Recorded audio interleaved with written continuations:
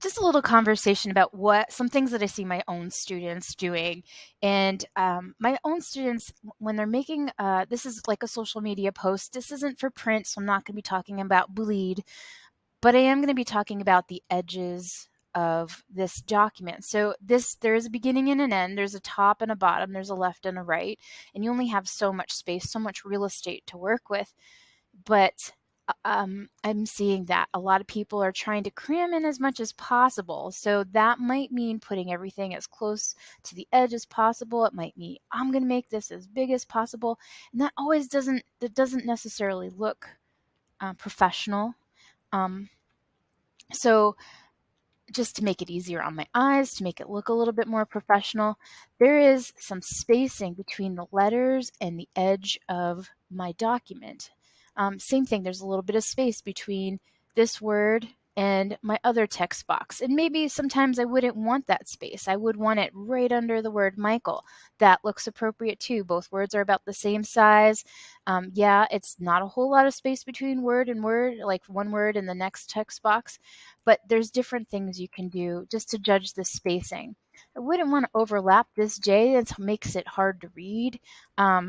But you want to make things easy to read for people. That's one of the goals. I'm trying to communicate an idea. The other thing I'm seeing with margins, and I know I was working on a Michael J. Fox collage. That's how it's said, but this isn't Michael J. Fox, but I'm going to use this image of this lady. And let's say I want to use this image, and images can go to the edge. You do not have to stay away from the edge. They can. It looks appropriate that way if I start it there, but then it's unfinished over here. There's just a big gap. I need to do something with this space. Or if I do go from edge to edge, don't leave this stuff hanging unless I'm going to put text down there. I might want to drag this down. I wouldn't want to leave just this little gap down there to make like it just looks sloppy. It's not professional. So I would want to make sure I bring this down and then use this side to have some kind of text. Maybe I want my text to be 90 degrees on its side, and I want it to be displayed over here. That's using this this space appropriately. I would do the same thing for collage. I'm going to put that back.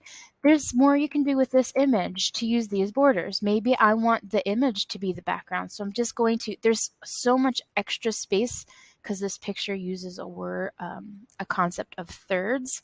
So I can use this. It fits nicely into my little rectangle shape that I'm using for social media, fill up edge to edge, and then I might want to use the right color font to add my text.